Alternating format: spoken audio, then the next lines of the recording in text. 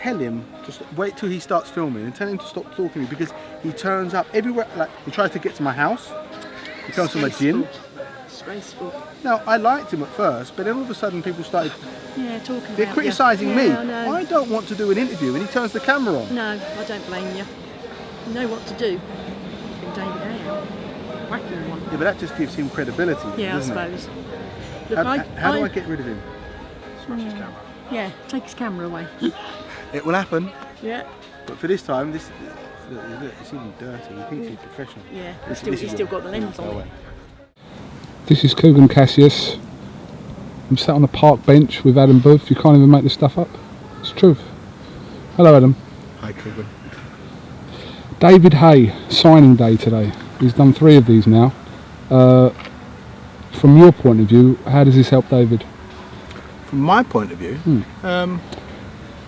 if it makes David happy, that he feels that he's doing things to have a connection with his fans, if it makes him happy, and it helps me, because a happy fighter is good in the gym, and it is good for him to be humble and to take time out. And it's difficult, I've stood there and I don't come all the time, but I still watched him, and to be there for 12 hours saying hello, greeting people and taking pictures, it's not easy, but it's part of his job now. He's a celebrity as well as a fighter, so he's doing his job. I've noticed as well that you've had quite a few photographs and autographs taken today, which is good. Yeah, 80% of them with you, and then 20% with some other people. Yeah, well no, it just goes to show that not everyone hates you. You do have some genuine fans who are here today. There's some good people out there.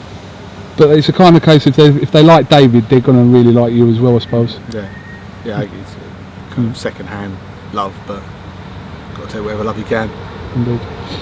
You, Nick Hennessy, Tyson and David on ringside the other day was compelling viewing. Probably the best one I've seen since James and George were on. How, on a scale of 1 to 10, how uncomfortable were you sitting next to Tyson Fury? Uncomfortable? Yeah. You sat a bit awkward, so it made me think that you looked a bit uncomfortable. No, not at all. I just felt a bit short, that's all. What's going through your head when Tyson's talking and coming out with some quite bizarre things at times? And are you thinking of something to... I asked to David the other day, are you thinking of something to counter that, or are you just thinking Tyson's just Tyson and he'll say what he wants? It's exactly what he's doing. He's saying what he wants to say. So he's the fighter. I'm not going to fight him. David's going to fight him. So it's not for me to interrupt him.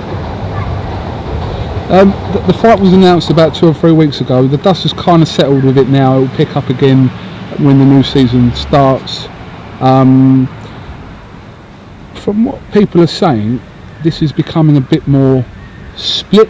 When it was first announced, it was becoming very in David's favour, but now that's sort of, I feel it's sort of gapping a little bit. Do you see that? Gapping or closer? It's getting closer. It's getting like at levels. I'm on about, if say 1 out of every 2 people, no, that's the wrong thing. If 4 out of every 5 people thought that David was going to win, now I sort of see it as 2 out of every 5 people think David's going to win. Have you seen that?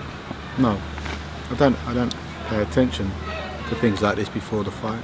I might look at them after the fight, but it doesn't matter, because everyone has their opinion, and this sport is, it's fantastic for provoking opinions, because people like to try and predict how a fight's going to go and who's going to win. But my thing is, I just have to stay focused on what we know, what we do, and then just turn up, and we all do our jobs. I do my job in the gym, and then David does it on fight night.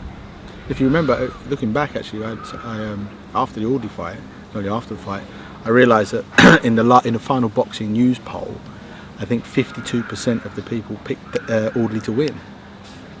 So polls and opinions don't change fights. Polls and opinions shouldn't affect anything that we do. We just got to do what we think is right. How do you think David deals with the bigger man in the ring?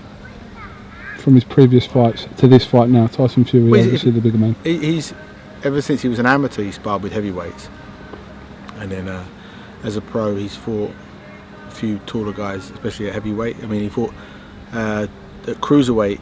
He fought the European champion who was 6'4" or 6'5", Alexander Gurov. He's fought Audley 6'6", he's fought Vlad 6'7", he's fought Valuev 7'2", and now he's fighting Tyson Fury 6'9", and he's going to fight him how Tyson Fury should be fought, because every fight and every style is different.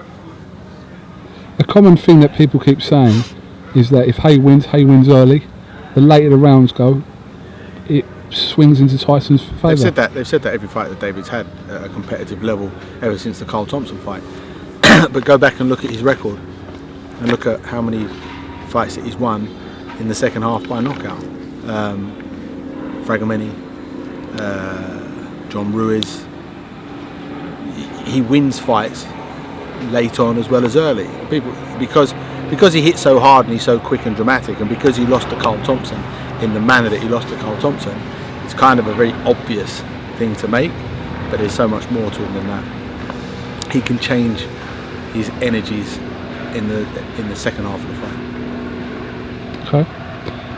Moving on to your other fighter, George Groves. It was announced this week that he will fight Carl Froch for Carl Froch's IBF and WBA titles.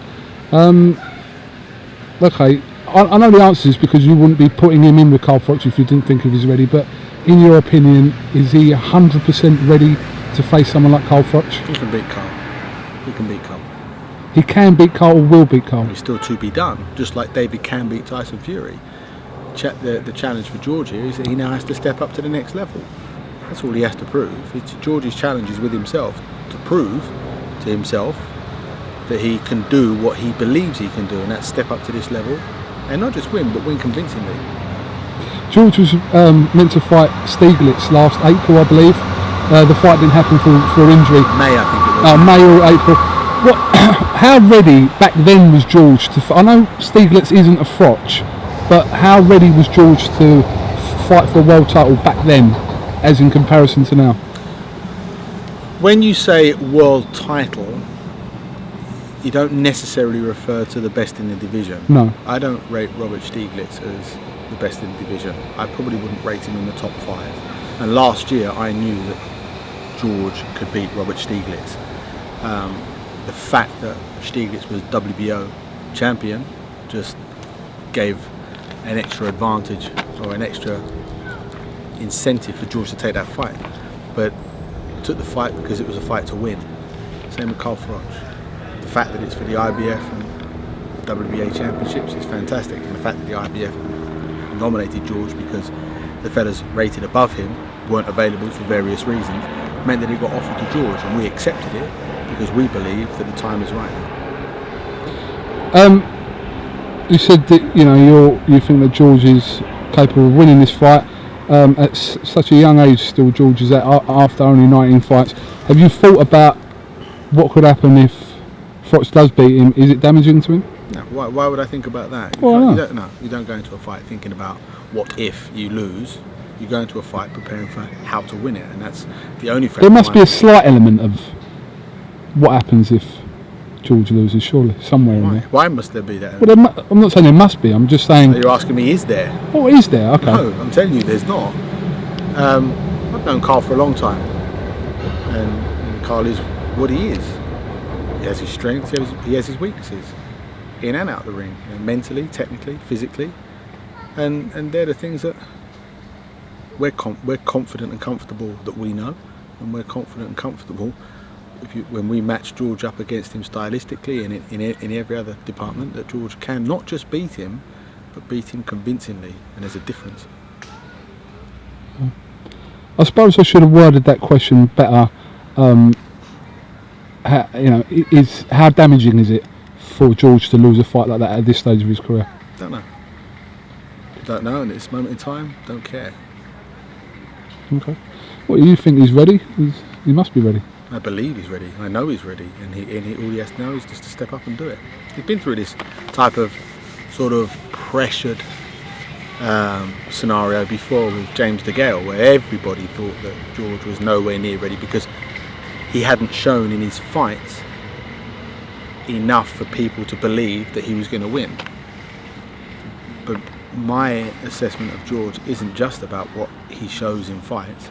It's from every training session we have, every conversation we have, his understanding of not only boxing, but his understanding of himself and how he's developed as a man and as a fighter. And he fought James in 2011, which is almost 2 years ago. Physically and mentally, he's so different than he was back then, and I thought he had developed quite well back then. And you say he's a young man, but he's, what is he, 25 now? He's 25, and so compared really, to Froch, I mean, he's a young man. George is coming towards his peak. Carl is moving away from his peak. There are lots of comparisons you can make to any fight, but the fact of the matter is, he's a young, talented, good prospect against an older, established, proven champion. And this won't be the first time, and it won't be the last time, that the younger, less experienced, less established fighter wins. Okay. In your opinion, as it stands on its own, is Froch versus Groves pay-per-view worthy? I don't know. That's not really for me. No, just your opinion. I know it's not. I don't know is the answer to that. What I do know is that the thing about pay-per-view is that if you want to watch it, you will pay to watch it. If you don't want to watch it, you won't pay to watch it. And so it's sort of like the basic element of business. It's supply and demand. And if people want to watch it, they'll pay. What about those people that want to watch it, can't afford to watch it? We're taking for granted $14.99 or not, but what if people want to watch it and can't afford to watch it? Just asking you, is that on its own a card or a top fight that's worth pay-per-view in this country? Go to a pub. Alright. Can you tell us anything about the undercard? Will it involve any of your other fighters like Andy Lee or anyone? You're talking about September 28th Yeah, now? September 28th. Yeah, my plan is to Oh, have... sorry, yes, going back to September 28th. I'll make your links for you. My plan is to have Andy Lee fighting on September 28th as well, because it's half my show with Mick Hennessy. Andy is a fighter that firstly I work with, and secondly a guy that I like. And if there's any way that I can help him out, which is easy for me, of course I'm going to do it. So it's a natural thing to have Andy on the bill, but I want him on that bill in a competitive fight as well. And Aiden? Selçuk Aydın? Aydın. No. I only work with Selçuk for one fight. Okay. He's due to fight today, isn't he? July 27th. That's today. I think he's due to fight today. Okay. All right, then, Adam. You're looking at me now like you want me to behave like a performing monkey. No, let's not go there. I'm not going there. Let's absolutely not go there. There's people that watch our interviews that genuinely believe what they see, and my family don't like it when people speak badly about me. I tell them it's all part of the job. My daughters don't like it, especially the elder two. They want to get all defensive and start having back of it. I just say it's fine. KUGAN and I are friends, and we play a game, and that's what we do. And if people don't get it, that's their problem. But the stick you get is probably sometimes doesn't do me any favours. Why? Well, it always comes across as Booth does Cassius. Does? That sounded wrong. You know what I mean? He's done you again. Booth's done you again. I never really come out on top of any sort of banter with you. So Get you free tickets to the fights, don't you? Free tickets or media credentials they give to everyone? Either way, you don't pay for your seat, do you? No. So that's another way. If you ask me the question, if people can't afford it to watch the Do what I do. What you got to do is get a camera, pretend to know. Well, actually, he doesn't even pretend to know anything about boxing. Just turn up with the camera. Say you got a website, and chances are, if you keep turning up enough times, you'll end up with a free seat. Like this muppet. Mr. Cassius here. Just finally, will you look to take on any more fighters in the next year or so? Not really. No. You're asking me a good question about something I haven't been thinking about. What about when David retires? He has, hasn't he? Well, he's retired 3 times. I think it's just his pension He's back activity. now, but what I mean is that something you'd consider? I don't know. All I know is what's now. Where whatever will be. Que sera, sera. Never say never. What else can you chuck in? Don't know. Comme si, comme ça. Carp DM. Seize the day. Carp DM. All right, Adam. Listen. Thank you very much for talking to us. Thanks for some half decent questions. Yeah, I know. You actually start. You're learning on the job, aren't you? I know. I get criticised for that soon as well. What, learning on the job? Maybe. But it's been a great day here today. I think David, on a final note, does a good thing because three times he's done this now and the queues have been absolutely ridiculous. People queuing up from 1:30. I wouldn't queue up for you and Haye and Groves all together like from 1:30 in the morning. Although you do. Alright, listen, thank you very much for talking to us. It's a lovely shirt, by the way. Oh, you're going there now, eh? I've got a red shirt on. Show your shoes.